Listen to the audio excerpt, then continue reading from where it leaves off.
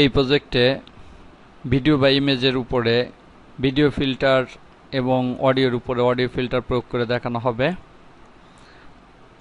আমরা কিছুক্ষণ পূর্বে যে প্রজেক্টটি করেছি সেই প্রজেক্টটি এখানে দেখতে পাচ্ছি।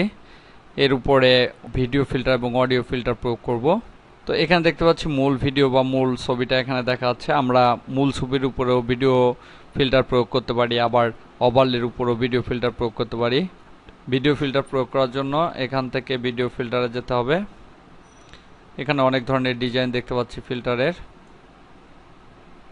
যে কোনো একটা ফিল্টার নির্বাচন করে এটাকে ড্র্যাগ করে যে ভিডিওটিকে ফিল্টার করতে চাই তার উপর ছেড়ে দিতে হবে। এখানে দেখতে পাচ্ছি বিভিন্ন স্টাইলের ফিল্টার রয়েছে। এখানে যে কোনো একটা স্টাইল চয়েস করে দিতে পারি। আবার স্কেল কমায় বাড়ায় দিতে পারি, লেভেল কমায় বাড়ায় দিতে পারি, স্মুথনেস কমায় বাড়ায় দিতে পারি, অর্থাৎ এখান থেকে বিভিন্ন স্টাইল চয়েস করতে পারি। ট্রান্সপারেন্সি কমায় বাড়ায় দিতে পারি। এভাবে দিয়ে ওকেতে ক্লিক করতে হবে। এভাবে আমরা ফিল্টার প্রয়োগ করতে পারি। আবার এই ফিল্টারটা যদি ওভারলেতে প্রয়োগ করতে চাই তাও ওভারলের উপরে কোনো একটা ফিল্টার এনে ছেড়ে দিতে হবে। ওকে, এখন যদি প্লে করি আমরা এইভাবে ফিল্টারটা দেখব। এটা হচ্ছে ভিডিও ফিল্টার।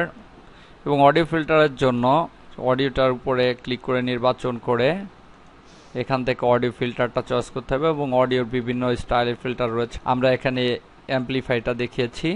অ্যাম্পলিফাই মানে সাউন্ডটাকে উচ্চস্বর করা, অর্থাৎ সাউন্ডটা বাড়ানো। এটাকে ড্র্যাগ করে এনে অডিওর উপর ছেড়ে দেই। এখানে দেখতে পাচ্ছি রেশিও রয়েছে 100। এখানে যদি আমি বাড়াতে চাই তাহলে বাড়িয়ে দিলেই বেড়ে যাবে। যেমন এখানে যদি আমি 200 দিই তাহলে অ্যাম্পলিফাইটা ডাবল হয়ে যাবে। আবার যদি কমাইতে চাই তাহলে অ্যাম্পলিফাইটা এরপর এনে ছেড়ে দিতে হবে। এখানে যদি 50 করি তাহলে কমে যাবে। এবার এটাকে ভিডিও ফাইল তৈরি করতে হবে। ফাইল মেনু থেকে ক্রিয়েট ভিডিও ফাইল, একটা নাম দেই 888, ডেস্কটপে দেখিয়ে দিয়ে সেভে ক্লিক, তাহলে ভিডিও ফাইলটা তৈরি হয়ে যাবে।